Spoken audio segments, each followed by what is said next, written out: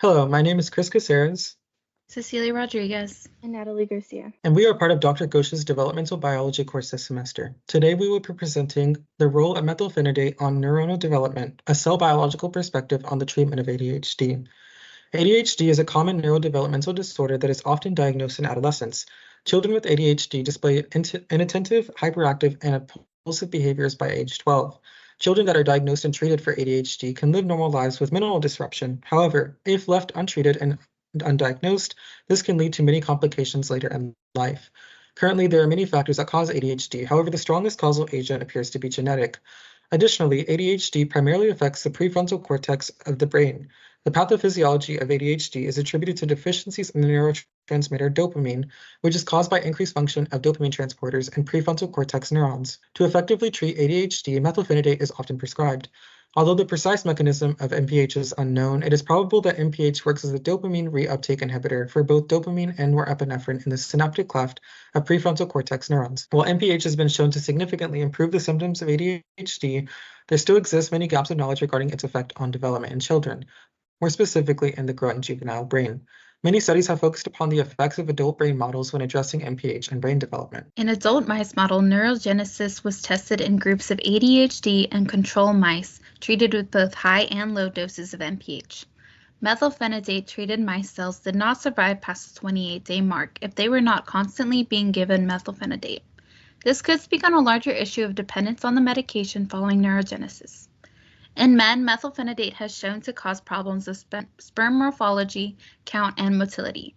Sperm motility decreased by 38.62 units, and sperm count decreased by 14.36 units. Research in spontaneously hypertensive SH rats, a well model since it reveals neurochemical imbalances resembling ADHD symptoms, including decreased norepinephrine in the prefrontal cortex and heightened dopamine in other brain regions. It also highlights how ADHD drugs impact these neurotransmitter systems. Effective medications appear to enhance both the NE and the dopamine pathways, suggesting the importance of targeting multiple neurotransmitters for optimal treatment. These findings advance our understanding of ADHD neurobiology and have implications for developing better therapies. Children are disproportionately affected by ADHD. Additionally, it has been found that male children are more commonly diagnosed than female children.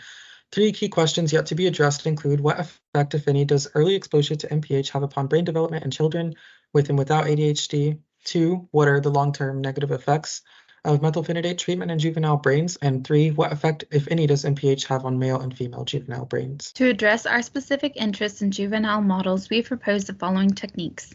We would target specific genes, including latrophilin-3, a regulator of synaptic function associated with ADHD. Further sequencing of this gene using ChIP-seq would allow us to further investigate its role in synaptic function. We would also measure the density of the synaptophysin, which with ADHD has been shown to be significantly decreased.